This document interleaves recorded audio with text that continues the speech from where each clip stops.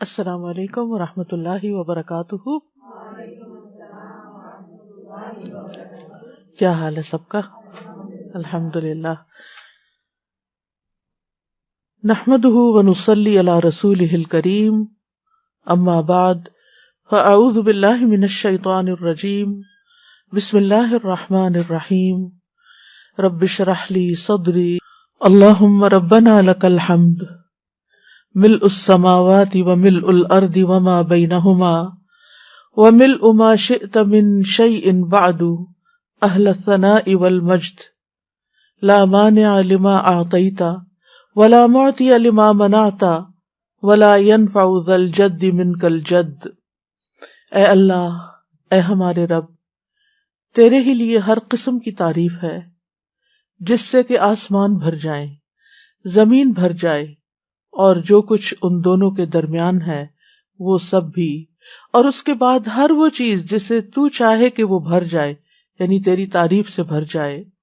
اے وہ ذات جو تعریف اور بزرگی کے لائق ہے، جو تو عطا فرمائے اسے کوئی روکنے والا نہیں، اور جو تو روک دے اسے کوئی دینے والا نہیں، اور کسی صاحب حیثیت کو اس کی حیثیت تیرے ہاں کوئی فائدہ نہیں دے سکتی. اللہ سبحانہ تعالیٰ کی حمد و ثنا کے ساتھ دعا کا آغاز کرنا چاہیے. اور اللہ سبحانہ تعالیٰ کی کتنی حمد کریں؟ اتنی حمد کہ جس کو نہ گنا جا سکتا ہو اور نہ شمار کیا جا سکتا ہو.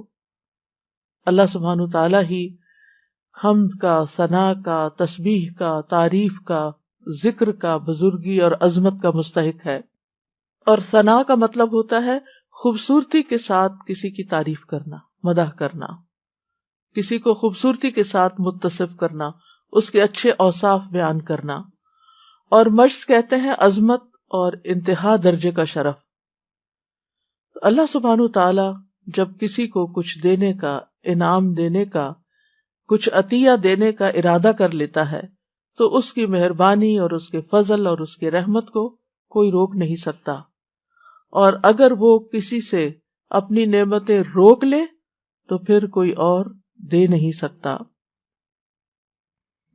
ما یفتح اللہ للناس من رحمت فلا ممسک لها وما یمسک فلا مرسل له من بعدہ. اللہ جو رحمت لوگوں کے لیے کھول دے تو اسے کوئی بند کرنے والا نہیں، اور جس کو وہ بند کر دے تو اس کے بعد اسے کوئی بھیجنے والا نہیں. تو اس سے کیا پتہ چلتا ہے کہ ہر چیز کا مالک صرف ایک اکیلا اللہ ہی ہے، وہی سب کچھ کر سکتا ہے. لہٰذا اگر ہماری زندگی میں کوئی مشکل ہو، کوئی تکلیف ہو، کوئی پریشانی ہو تو ہمیں کس کی طرف رجوع کرنا چاہیے؟ سب سے پہلے کس کی یاد آنی چاہیے؟ سب سے پہلے کس کا ذکر کرنا چاہیے؟ ایک اللہ کا، کیونکہ سارے مسائل کا حل صرف اور صرف اسی کے پاس ہے. ہم عام طور پر دنیا میں جو ریسورسفل پرسنز ہوتے ہیں ان کی طرف رجوع کرتے ہیں. مثلاً اگر کسی کے پاس زیادہ دولت ہے یا کسی کے پاس زیادہ علم ہے یا کوئی نیکی یا تقویٰ ہے تو ہم سمجھتے ہیں کہ یہ ہمارے مسائل حل کر دیں گے، حالانکہ ان میں سے کسی کے پاس کوئی بھی ایسی سخت نہیں کہ وہ کسی کے مسائل حل کر سکیں. کسی کا ریسورسفل ہونا کسی کو فائدہ نہیں دے سکتا، بعض اوقات خود اس کو بھی فائدہ نہیں دیتا، بلکہ جب تک اللہ کی مرضی نہ ہو انسان اپنے ہی قوتوں سے بھی فائدہ نہیں اٹھا سکتا.